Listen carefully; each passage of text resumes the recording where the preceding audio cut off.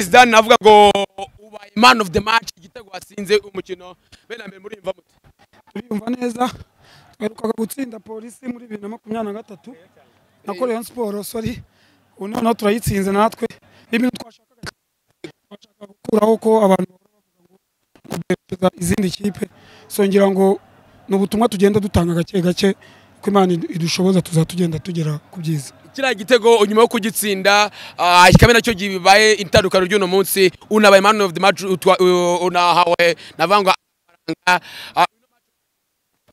yana nabwe bagenzi banje ko ndi butsinda igitego ko byari kugenda kose aragomba kubatsinda igitego so kandi nagize amahirwe narindi mwizamu nago nari kukirata ibanga ryabayiri banga narindi no kugira mwizamu bigeze hano hano ibitego biba bihari fa kuba wahageze gusa ariko baravuze ngo ibanga amakipe asigakoresha mwararimenye ibanga ryari rihe nyine dushaka kudusobanurira iryo banga subwo nari gusobanura sira banisha akazi nabanisha akazi hanyuma ubu polisi muratsinze match ikipe ya Rayon Sport muzakurikizaho ikipe ya AS Manga ku cyumweru saa 12 n'igice ni match mujye kwitegura mu ni match nayo tugiye kwitegura zindi abe Rayon Sport abe APR abe Muhanga zose na manota 3 tugomba kugerageza kugira ngo tugume muri ritme turimo tureko twabona amanota akurikirana. Hanyuma hagati mu mukino wagize ikibazo byagenze byaje gukemuka gute? Na yagiye gutera ishuti nditambika ngo bitivi hano na n'umwe ndumva umutwe utameze neza ariko ndashima Imana ko match rangiye nta kibazo ngize. Igikombe kirashoboka kuri polisi none umwaka buryo avango polisi yajyaga byanga bimwe na bimwe bikongera bikanga uyu mwaka polisi ni ya mbere ku gikombe birashoboka cyane 100%. Wakwizeza abakunzi b'ikipe ya polisi? Amahirwe angana iki? Simbizi uko sindi Imana. Ariko nzi ko bishoboka. Asante sana nakoze. Murakoze nawe.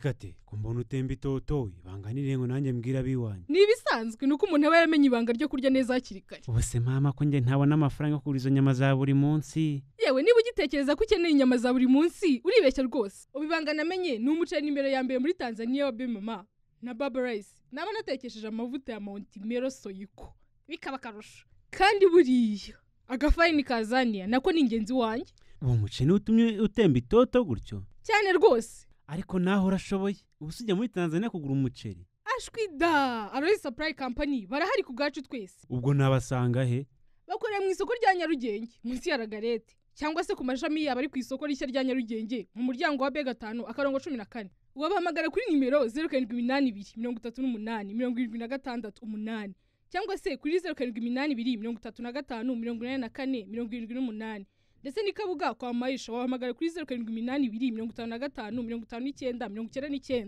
Twebwe The Planet Scholar Service yatangiye mu mwaka wa 2023